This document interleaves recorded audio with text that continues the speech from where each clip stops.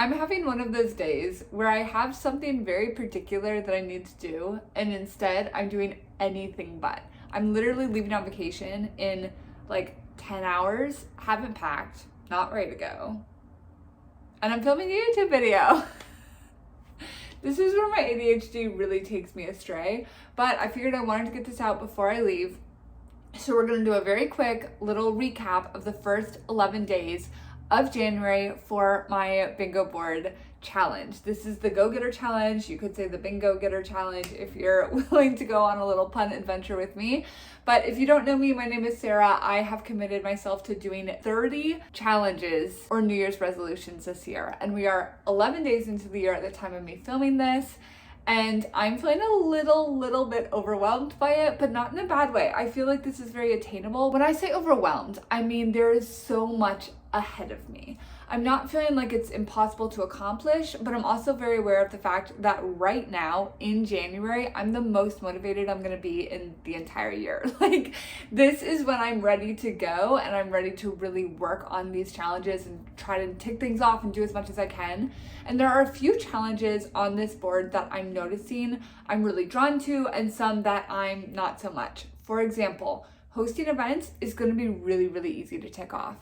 I put only 10 down. I know I'm gonna host more than 10 events, and so I'm wondering if I should have challenged myself a little bit more in that, because I know that's gonna happen. On the other hand, I'm really excited to volunteer, but it's not something that is as easy or organic to accomplish. It takes a little bit more planning. And so volunteering and cake decorating and patisserie, some of those items I need to do a little bit of like scheduling and preparing for. Hobbies is another one of, okay, what do I want to do? When do I want to do these? And how do we make this so that December isn't completely overwhelming for me, especially given that the holidays are happening at the end of the year. So I will have less time than usual to finish up this board. So I'm trying to set myself up for success, but let's talk about what I did the first 11 days of the year and see how many spots I was able to tick off in just 11 days. January 1st, my gym was closed, so I couldn't go there, but I was able to do abs at home, so I marked that off. And I also did my red light mask. This is something that I am hoping to see a difference in. I'm trying to get very nice, dewy, glowy skin. I feel like my skin is looking fairly nice. I have, spoiler alert, been using my red light a lot, and I plan to continue doing so. So January 1st, I used my red light mask, and I also did my abs. January 2nd, I was very motivated from the new year, so I went to my gym. I also did abs at the gym, so that's kind of a 2-for-1. Very excited when that can happen. I also did my red light mask again, and that's it. You'll notice a lot of these days are gonna be abs, red light mask, abs, red light mask, abs, red light mask. So it's not gonna be overly surprising to you when I say that January 3rd I did abs and my red light mask, but I also went to the gym again this day. January 4th, I did my abs, I did my red light mask, and I also finished a book. So I have done one of 80 books. This was Alchemized, and it was a long book. I read quite a bit of it in December, but I did in fact finish it in January. And this is the first spot for my book challenge of reading 80 books in 2026. January 5th, I did my abs, my red light mask, and I also went to the gym. Not a very exciting day, but I got things done. We only have a few challenges that have 100+ spots on them, and those are gonna be the ones we see the most often. So sorry if it's kind of boring to hear that. I might in future just do like an abs overview of how many times I did my abs, how many times I did my red light mask, just as a wrap up so you don't have to hear me say it for every day. January 6th is exciting. I did do my abs and my red light mask, but I also volunteered. So I got a group of my friends together. We went to Feed My Starving Children, which is a ministry where we pack up dehydrated food to send to countries that are in poverty and have food shortage. And so we were able to get boxes sent out. I think we ended up making 21 boxes. I don't remember the exact number of meals we provided, but I'll put in the number here because I think it's really cool to see how much of a difference you can make in just an hour and a half of volunteer time. And I'm really grateful that I have friends who are willing to show up and volunteer with me as well. I also completed a Sarah standard on the 6th. And standards are things that I like to put in place to elevate my life. If you want to hear a little bit more of a rundown for each of the categories on this board, you can watch my last video, which is an introduction to what this challenge is. The standard I completed was building my gift closet. So I have been wanting for a while now to put together a basket of different gifts that I can give people if there's a very sudden moment of celebration. Things like earrings, jewelry, bracelets, books, random things like this. And I was able to buy really beautiful pot holders for a housewarming gift if I have a friend who's moving into a new apartment or something like that. Let me go get them. They're really cute. These are the pot holders I got. I just think they're so lovely. So this is something that is in my gift closet. I technically have a gift basket. It's not as big as a closet that I hope to have eventually, but I have things like a book in here that I'm gonna gift to a friend when someone needs just a good read. This is John Mark Comer's book. You might recognize John Mark Comer's name from some of my Herked videos. I've read a number of his books. This is The Ruthless Elimination of Hurry, and I think it's very like countercultural as a book and just a good, easy conversational read. So I have a copy of this to gift if I have someone who might need it. I have a set of earrings and jewelry. I have some artisan soap and lotion, just different things that if someone comes along and we need a reason to celebrate, or if someone needs a pick-me-up, I have things that I can just deliver to them and gift to them, such as candles if someone wants to throw a dinner party or have candles in their home. Little things, they're not extraordinary, but I just like having a little supply, because who doesn't like receiving something nice and thoughtful when you're going through either a hard time or a time of celebration. I also decluttered this day. So I went through every single bin, box, cabinet, cupboard, corner of this room and downstairs as well. I basically just organized and decluttered everything. And I know it's a little early for a spring clean, but that's pretty much what it was. I was ready to just clear out. I ended up chopping off some of my hair. I gave myself some layers on New Year's, and my head felt so light, and I was like, whoa, it's not as heavy. Like I can move my neck, it's so much easier. And I was like, what if I just like cleared out my space? And my space does feel refreshed and lighter. It doesn't feel as heavy in terms of how many things were in here. So I'm very grateful to have done that, and I'm excited to start off the year just with fewer belongings. And I went and immediately donated them that day, so it's out of my house. Like I don't have to deal with it, it's just done.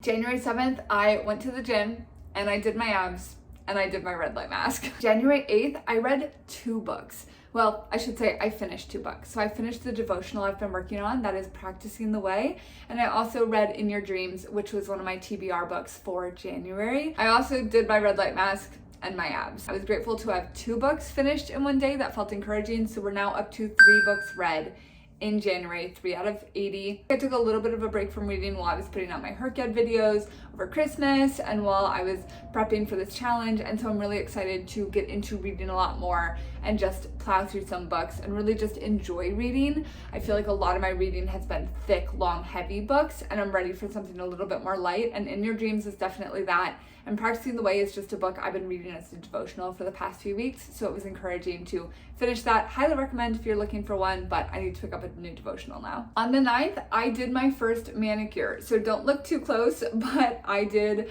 gel extension nails for myself. They're this soft light yellow. I am going to the beach tomorrow morning, and so I figured I needed to have something sunshiny and warm and just fresh and light. I love burgundy in the winter months, but I'm not going to be in the winter season, so I figured let's put on some yellow and have some fun. I definitely have so much room for improvement with my nails.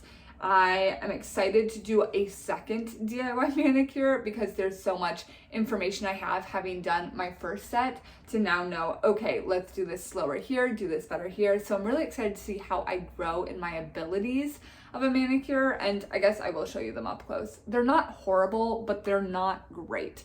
But I am excited to see at the end of the year how much better I get. So I did my first of 6 manicures this year. Not sure if I said this, but I also did my abs and my red light mask.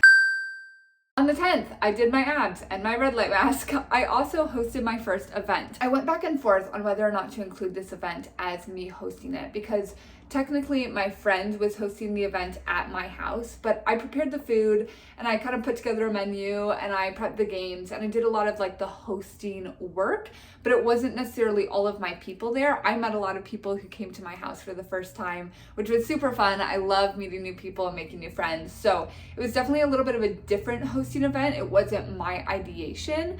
So I'm putting it on the board only because I know I'm going to host more than 10 events anyway.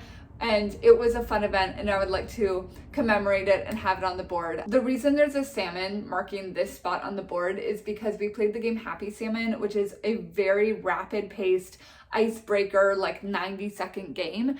And we had a lot of fun with it, and it really broke the ice because almost everyone didn't know each other. And so it really helped with like getting people connected to each other, which was super, super fun. And I really enjoyed the night. So I'm putting the salmon up to commemorate that game and the bonding that happened through that night. And then yesterday on the 11th, I did my abs and I did them at the gym. So I had a whole gym session and I forgot my red light mask. I woke up this morning and I was like, oh my gosh, no, I broke my streak. So I'm gonna have to do them today, and I'm probably gonna bring my red light mask with me on vacation. I'm really committed to this. I'm committed to getting healthy, glowy skin. So we're gonna try our best to make it work. And that is where we're at. We're now at day 12 today. Looking at the board overall, we have completed 3% of the board, not the board, of the spots required to complete the board. So there are in fact 950 spots in order to complete this. That's not including the 2 squares for me to add in things as the year goes on and as I discover other things that I like. So that's a little bit terrifying, but this is what we have completed so far. I have gone to the gym 5 times. I have done my red light mask 10 times. I've hosted 1 event. I've completed 1 Sarah standard, and I have done 1 DIY manicure. Weirdly enough, I didn't complete anything in the middle row of this board, but in the 4th row, I read 3 books and I volunteered once. And then I did my abs 11 times and decluttered 1 time. So I feel happy with that. It's been 11 days. There's only so much I can do in 11 days. And I feel like I'm really building momentum. I've been very consistent with my ab and gym challenges. I thankfully have friends who are doing those with me.